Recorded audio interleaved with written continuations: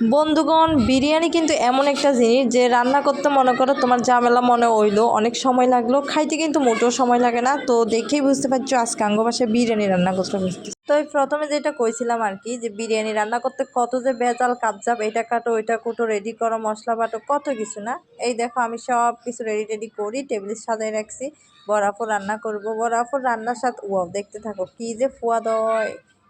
বিরিয়ানি রান্না করা হচ্ছে, সব কিছু এখানে তেলে ভেজে নিয়েছে, আলু গাজর, আর এদিকে হচ্ছে মাংস।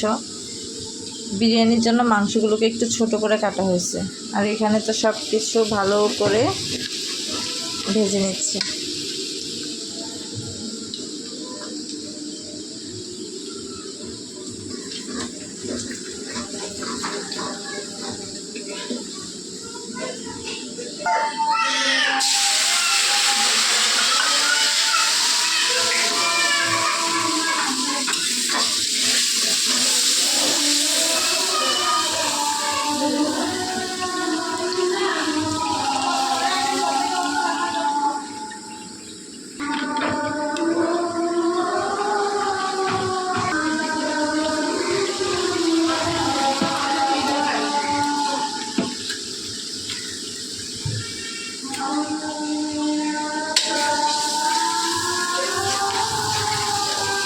ভালো করে মশলাগুলো একটু কষিয়ে নিচ্ছি।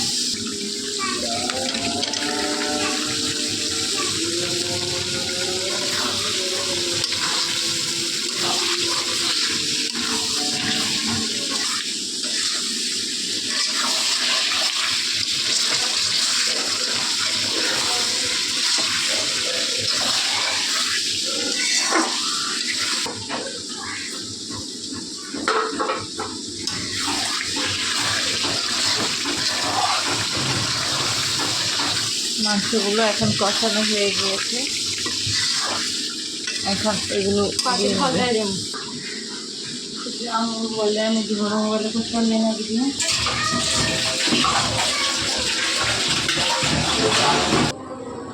পাতিলে আসতেছে না, তাই একটা থেকে আরেকটাতে ঢেলে নিচ্ছি।